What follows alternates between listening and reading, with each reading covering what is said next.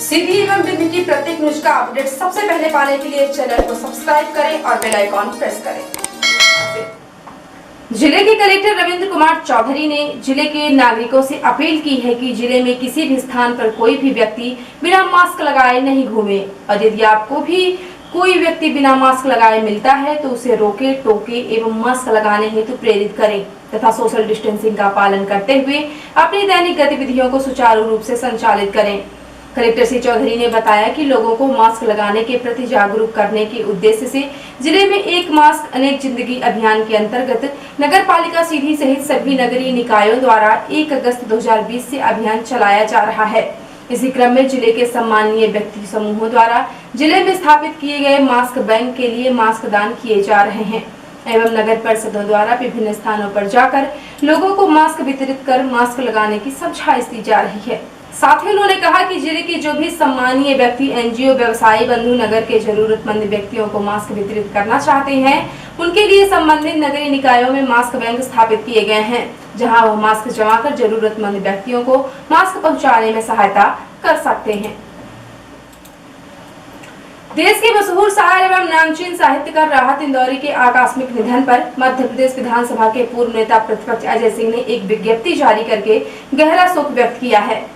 श्री अजय सिंह ने राहत इंदौरी के निधन को साहित्यिक जगत की बड़ी क्षति बताते हुए कहा कि देश ने एक महान कलमकार को खो दिया। अजय सिंह ने कहा कि उन्होंने अपनी कलम के माध्यम से समाज को हमेशा एक नई दिशा दी। राहत इंदौरी साहित्य के एक ऐसे दर्पण थे जो समाज की वास्तविक तस्वीर पेश करते थे। उनके निधन की खबर से हर कोई स्तब्ध है। श्री अजय सिंह ने शोक संतप्त परिवार के प्रति गहरी संवेदना प्रकट करते हुए कहा कि दुख की इस घड़ी में हम सब उनके साथ हैं। सीधी जिले में कोविड-19 से संक्रमित व्यक्तियों का निरंतर स्वस्थ होने का क्रम जारी है। मंगलवार को 7 और कोरोना पॉजिटिव मरीज कोरोना संक्रमण से मुक्त होकर अपने घर लौट गए हैं। उक्त व्यक्तियों ने जाते समय जिला प्रशासन एवं कोविड केयर सेंटर के ड्यूटी डॉक्टर, नर्सिंग स्टाफ एवं सफाई कर्मियों को सहयोग के लिए धन्यवाद दिया। जिले में कलेक्टर रविंद्र कुमार चौधरी के निर्देशन में कोरोना वायरस संक्रमण की रोकथाम हेतु विशेष रणनीति के तहत सतत रूप से कार्य किया जा रहा है। मुख्य चिकित्सा एवं स्वास्थ्य अधिकारी डॉक्टर BL मिश्र ने बताया कि जिले में मंगलवार को 7 कोरोना पॉजिटिव मरीज स्वस्थ होकर अपने घर पहुंच गए हैं। चिकित्सकों द्वारा मरीजों को सोशल डिस्टेंसिंग का पालन करने और सभी परिचितों को कोविड जैसे लक्षण दिखाई देने या बीमारी होने पर तुरंत डॉक्टर के संपर्क करने की सलाह दी है। डिस्चार्ज हो रहे मरीजों को अस्पताल की ओर से व्यक्तिगत सुरक्षा किट दी गई। उन्हें होम क्वारंटाइन में रहने की सलाह दी गई। इस प्रकार शनिवार तक जिले में कुल 88 पॉजिटिव मरीज कोरोना मुक्त हुए तथा 47 एक्टिव मरीजों का उपचार किया जा रहा है। सभी का स्वास्थ्य स्थिर है। सीधी जिले में लाल ईंट का परिवहन और क्रय विक्रय प्रतिबंधित होने के बाद भी इसका व्यवसाय जारी है। आज मंगलवार 11 अगस्त को इलाहाबाद से लाल ईंट लेकर सीधी पहुंचे 3 ट्रक पकड़े गए। नायब तहसीलदार गोपाल बनास द्वारा के निर्देशों पर ट्रकों पर जमोड़ी पुलिस द्वारा चालानी कार्यवाही की गई। पिछले माह 23 जून 2020 को कलेक्टर रविंद्र कुमार चौधरी द्वारा जिले में अन्य प्रदेशों से आ रहे फ्लैट ब्रिक्स यानी मिट्टी से बनी लाल ईंट के विक्रय पर प्रतिबंध आदेश जारी किया गया था। यह आदेश 19 जून को 2020 को फ्लाई एश ब्रिक्स निर्माताओं की बैठक सुझाव निर्णय के बाद जारी किया गया था, लेकिन आदेश के बाद भी जिले में बाहर से मिट्टी से बनी लाल ईंटों का परिवहन निरंतर हो रहा है, जिस पर 11 जुलाई को कार्यवाही भी की गई, लेकिन क्रय विक्रय चलता आ रहा है। आज मंगलवार को इलाहाबाद से लाल ईंट लोड कर जब 3 ट्रक सीधी पहुंचे और कॉलेज मार्ग पर बिक्री के लिए खड़े थे। उसी दौरान फ्लाई एश ब्रिक्स निर्माता नवीन सिंह, पंकज सिंह चौहान, डलिया एवं ज्ञान सिंह पनवार को जानकारी होने पर ट्रकों को रोक लिया गया और इसकी जानकारी जिले के अधिकारियों को दी गई। इसके बाद लाल ईंट लादे ट्रक व्यवहारी की तरफ भागने लगे, जिस पर नायब तहसीलदार गोपाल बनास RD साकेत मौके पर पहुंचे और नियम का उल्लंघन करने वाले तीनों ट्रकों के विरुद्ध जुर्माना कार्यवाही के लिए जमोड़ी पुलिस को सौंप दिए। बताया गया कि तीनों ट्रकों पर प्रति ट्रक 5000 रुपए जुर्माना किया गया है और ट्रक चालकों को हिदायत दी गई है कि अब बाहर से लाल ईंटों का परिवहन न किया जाए। कार्यवाही के दौरान नायब तहसीलदार गोपाल बनास, RD साकेत, जमोड़ी थाना प्रभारी अभिषेक सिंह मौजूद थे।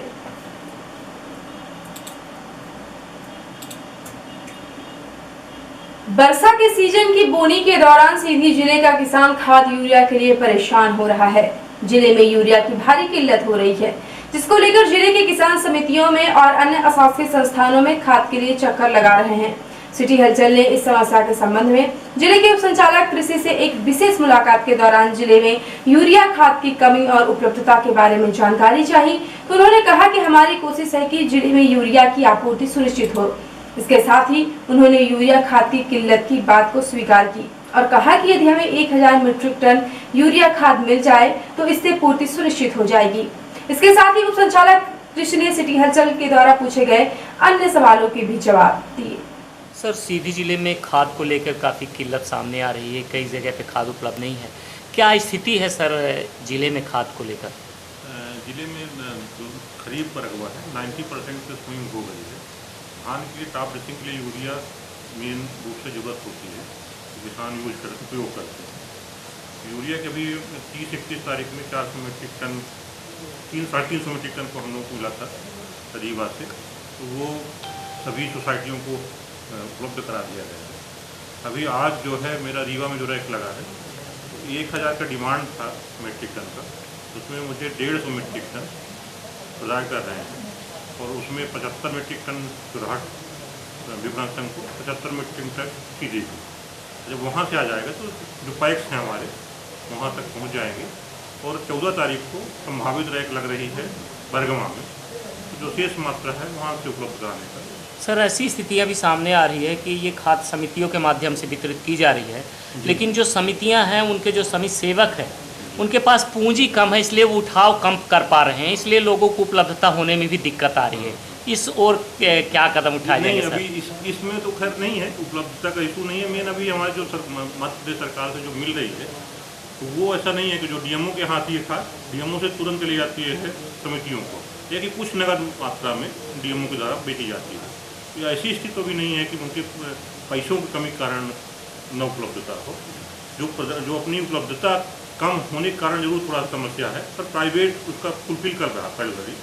समानांतर रूप से प्राइवेट में यूरिया है, तो वहाँ से भी किसान ये भी ले सकते हैं यूरिया। सीधी जिले में बरसात के दौरान शहर के अनेक वार्डों में नालियों की साफ सफाई न होने से बदतर हालत निर्मित हो गए हैं। 11 अगस्त को हुई जोरदार बारिश के दौरान नगर पालिका के सफाई की पोल खुल गई। आज हुई जोरदार बारिश से शहर के मुख्य अस्पताल तिराहे में नालियों का पानी पूरे सड़क पर उतर आया। इतना ही नहीं, नालियों का पानी आसपास के दुकानदारों की दुकानों में भी घुस गया, जिससे दुकानदार काफी परेशान दिखे। वहीं सड़क से निकले वाले राहगीर और 2 व्हीलर वाहन वाले भी घुटने घुटने गंदे पानी से संघर्ष करते दिखे। लोगों की यह शिकायत है कि नगर पालिका शहर की साफ सफाई में ध्यान नहीं देती, जिसकी वजह से आज यह दुर्दशा लोगों को देखने को मिल रही है। लोगों ने नगर पालिका की इस अव्यवस्था पर आक्रोश जताया और जिले के कलेक्टर से मांग की है कि जिले में साफ सफाई की व्यवस्था पर ध्यान दिया जाए।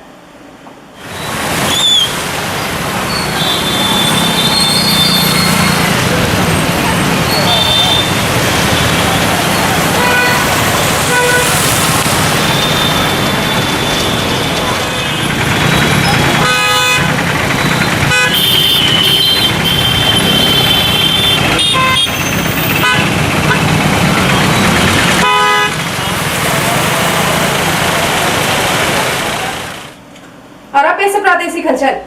मध्य प्रदेश के मशहूर शायर राहत इंदौरी का दिल का दौरा पड़ने से निधन। सुबह उन्होंने ट्वीट करके कोरोना पॉजिटिव होने की जानकारी दी थी। राहत इंदौरी के यादगार शेर, मैं मर जाऊं तो मेरी एक अलग पहचान लिख देना, लहू से मेरी परेशानी पे हिंदुस्तान लिख देना। मध्य प्रदेश कांग्रेस के प्रदेश उपाध्यक्ष बृजमोहन परिहार का कोरोना से निधन। गुरुग्राम में इलाज चल रहा था।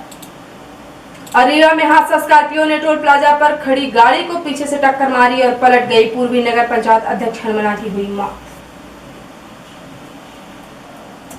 और अब पेश राष्ट्रीय हलचल।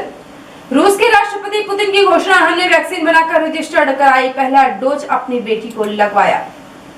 कोरोना पर मोदी का 72 घंटे का फॉर्मूला। प्रधानमंत्री ने मुख्यमंत्रियों से कहा, सबसे ज्यादा मामले वाले 10 राज्य इसे अपना लें तो हालत बदल सकते हैं। राजस्थान की सियासत में यू टर्न। 33 दिन बाद सचिन पायलट दिल्ली से जयपुर लौटे। गहलोत बोले, जो खफा है उनका दिल जीतने की कोशिश करूंगा। और रूस ने कहा, 20 से ज्यादा देशों ने नए वैक्सीन के अरबों डोज प्री ऑर्डर किए। और अब पेश है प्रमुख हलचल। जिले में किसी भी स्थान पर कोई भी व्यक्ति बिना मास्क लगाए नहीं घूमे, कलेक्टर रविंद्र चौधरी ने की अपील। सीधी जिले में सांप और कोरोना पॉजिटिव। कोरोना संक्रमण से मुक्त होकर लौटे अपने घर एक्टिव मरीजों की संख्या 47। सीधी शहर में लाल ईंट का इलाहाबाद से परिवहन कर बिक्री करने लाए 3 ट्रक पकड़ाए, किया गया जुर्माना। जिले में यूरिया की भारी किल्लत को लेकर छुटी हलचल है। जिले के उप संचालक कृषि से मांगी जानकारी। उप संचालक ने माना जिले में है यूरिया की भारी किल्लत। और सीधी शहर में नालियों की साफ सफाई न होने से हालत हुए बदतर। आज हुई बारिश ने नगर पालिका के सफाई की खोली पोल, नाली का पानी सड़क और दुकानों में घुसा। तो ये थे आज की प्रमुख हलचल। आप न्यूज फेसबुक पर देखते हैं तो पेज को लाइक और फॉलो करें, और यूट्यूब पर देखते हैं तो चैनल को लाइक और सब्सक्राइब करना बिल्कुल ना भूलें। आप किसी भी न्यूज को तत्काल पढ़ने के लिए लॉगिन करें www.ntvindianews.com। सीधी एवं बिंद की प्रत्येक न्यूज का अपडेट अपने फोन पर पाना चाहते हैं तो आप प्ले स्टोर से हमारा app NTV India news download करें और जुड़े रहें अपने आसपास की समस्त गतिविधियों से NTV इंडिया न्यूज के साथ। नमस्कार।